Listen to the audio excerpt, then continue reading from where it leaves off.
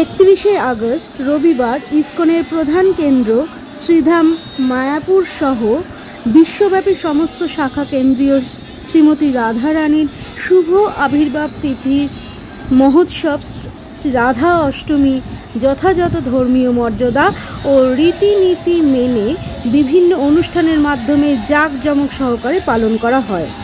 রসিক গৌরাঙ্গ দাস, জনসংযোগ আধিকারিক, ইসকন শ্রী মায়াপুর বলেন, রবিবার শ্রীমতী রাধারানীর আবির্ভাব মহোৎসব রাধা অষ্টমী সমারোহে পালন করা হচ্ছে।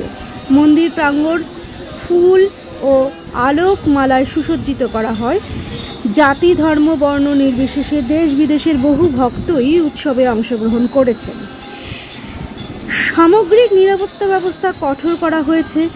রাধা এবং শ্রীকৃষ্ণকে এক ও অভিন্ন, দুজনেই সমান, অর্থাৎ কৃষ্ণেশ্বর রাধা এবং রাধেশ্বর কৃষ্ণ এই রূপে উপস্থাপিত করা হয়েছে।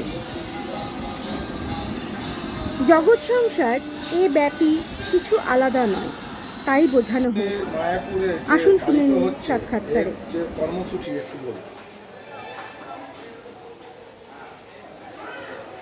হরে কৃষ্ণ। আজ শুভ দিন, শ্রীমতী রাধারানীর শুভ আবির্ভাব তিথি মহা মহোৎসব ইসকনের প্রধান কেন্দ্র শ্রীধাম মায়াপুরে যথাযথ মর্যাদার সঙ্গে এবং ধর্মীয় রীতিনীতি মেনে পালন করা হচ্ছে। ভগবান শ্রীকৃষ্ণ ধরাধামে আবির্ভূত হয়েছিলেন 5252 বৎসর পূর্বে এবং রাধারানীও আবির্ভূত হয়েছিলেন 5252 বৎসর পূর্বে। তাদের জন্মের তফাৎ শুধুমাত্র 15 দিন। কৃষ্ণাষ্টমীতে জন্মগ্রহণ করেছিলেন শ্রীকৃষ্ণ এবং শুক্লাষ্টমীতে জন্মগ্রহণ করেছিলেন শ্রীমতী রাধারানী। রাধা কৃষ্ণ দুয়ে এক, একে দুই, দুজনেই সমান।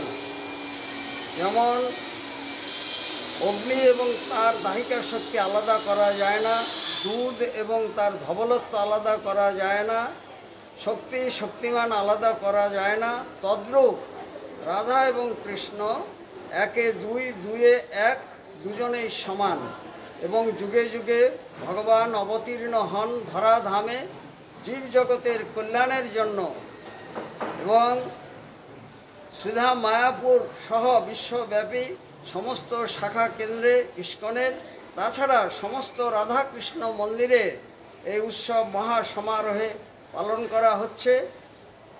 ভগবান শ্রীকৃষ্ণের নাদিনী শক্তি শ্রীমতী রাধারানী, তিনি ধরাধামে আবির্ভূত হয়েছিলেন।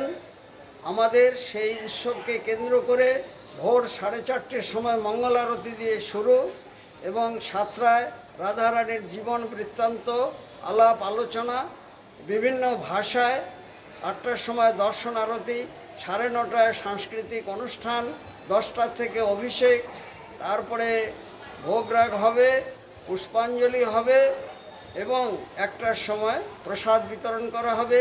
বিকেলে শোভাযাত্রা হবে, দীপদান হবে, সন্ধ্যারতি হবে এবং রাধারানীর উদ্দেশ্যে কেক কাটা হবে।